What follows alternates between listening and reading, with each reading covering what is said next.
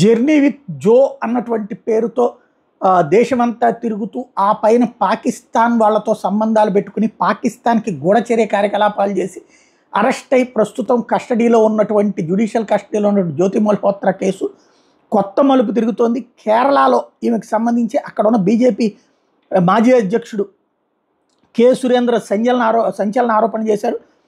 రాష్ట్ర కేరళ పర్యాటక శాఖ మంత్రి పిఏ మహమ్మద్ రియాస్ నేతృత్వంలో ఇదే జ్యోతికి కేరళ భారీ రెడ్ కార్పెట్ పరిచారు.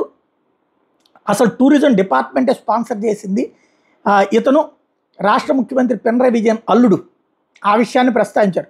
పినరయ్ విజయన్ అల్లుడు రియాజ్ నేతృత్వంలో కేరళ పర్యాటక శాఖ పాకిస్తాన్ గూఢచారి జ్యోతి మల్హోత్రా కన్నూరు ట్రిప్కి స్పాన్సర్ చేసింది. ఆమె ఎవరిని కలిసింది, ఎక్కడికి వెళ్ళింది, అసలు ఆమె అజెండా ఏంటి, పాకిస్తాన్తో సంబంధాలు ఉన్న వ్యక్తికి కేరళలో రెడ్ కార్పెట్ ఎందుకు వేశారు అంటూ సురేందర్ ఎక్స్లో ప్రశ్నించుకొచ్చారు. అదే సందర్భంలో ట్రావెల్ బ్లాగర్ యూట్యూబర్ అయినటువంటి ఈమెకి సంబంధించినటువంటి విషయాన్ని వరుసపెట్టి ఇప్పుడు ఒక్కొక్కళ్ళు ప్రశ్నిస్తుండటంతో కేరళ ప్రభుత్వానికి తలనొప్పి అయింది.